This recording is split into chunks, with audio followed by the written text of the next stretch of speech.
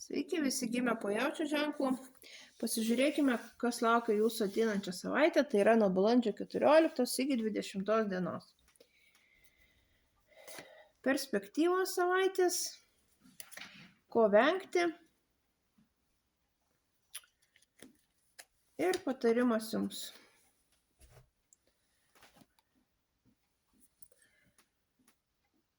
Ateinančią savaitę pas jaučius suaštrės labai intuicija. Pasikliaukit ją, pasitikėkit ir netgi daugiau vadovaukitės ne savo protu, bet tai, kokia informacija jums eina iš vidaus. Ir nesvarbu, ar jūs tikit ar netikit, bet tiesiog, sakykime taip, jūsų širdis žinos teisingesnius atsakymus negu jūsų protas. Ko vengti? Venkite per greitų